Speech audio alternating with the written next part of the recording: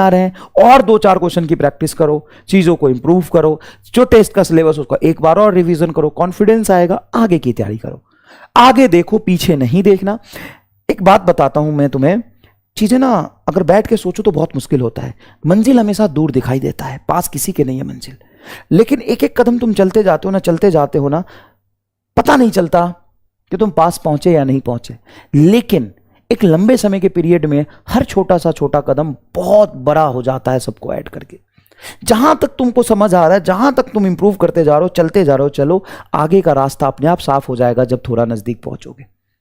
धुंध में ऐसे ही तो चलते हैं ना, जब ठंड का मौसम होता है, सर्दी का मौसम होता है, हम बहुत दूर तक नहीं देख पाते हैं, जहां तक दिखता है वहां तक जाते हैं, फिर आगे का रास्ता साफ होता है। कंपटीशन की तैयारी बेटा बिल्कुल यही है, और प्रेशर लेके परेशान होकर कुछ नहीं होगा।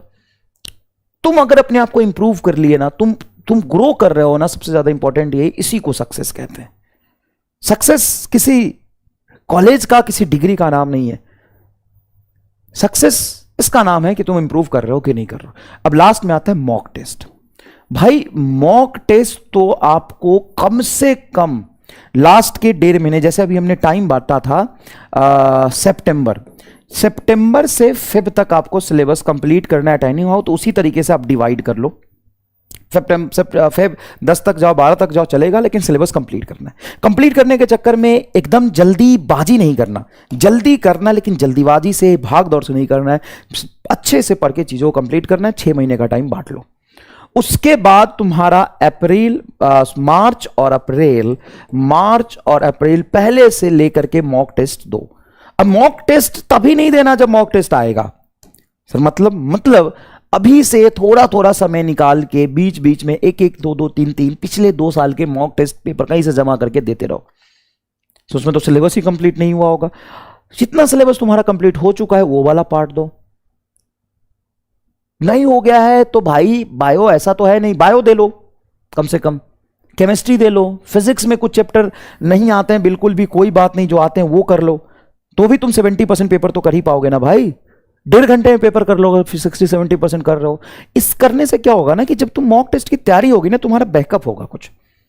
तो अभी से थोड़ा थोड़ा समय निकाल के मैं जो कहता हूं कि कहीं से भी पिछले 2 साल के किसी एक कोचिंग इंस्टीट्यूट के पेपर खरीद लो और उसको करो। और मल्टीपल सोर्स आपको कभी भी यूज नहीं करना है। 1-to-1 इंटरेक्शन है, 1 student, 1 teacher, 1 book, 1 coaching, 1 study material. आजकल ऑनलाइन की दुनिया में बच्चों के पास स्टडी मटेरियल बहुत ज्यादा है, बहुत ज्यादा जमा कर सकते हो। अगर तुम आज लग जाओ तो भाई तुम शायद समंदर बना सकते हो स्टडी मटेरियल का। क्या करोगे उसको पढ़ना जरूरी है ना। एक टीचर पे भरोसा रखो जिस पे तुम्हें हो, और उस पे भरोसा रख के और अपने आप पे भरोसा रख के आगे बढ़ो। अभी से टेस्ट पेपर जितना तुम कर पाओ उतना करते रहो। मॉक टेस्ट आएगा, मॉक टेस्ट सीरियसली आपको सारे देने हैं। नंबर कितने आते हैं फर्क नहीं पड़ता है। पिछले 2 साल में भी, पिछले 4 साल में, पिछले 10 साल में और लास्ट ईयर भी हमने देखा है, जिसके 500 550 नंबर आते हैं वो भी सिलेक्ट हो रहा है।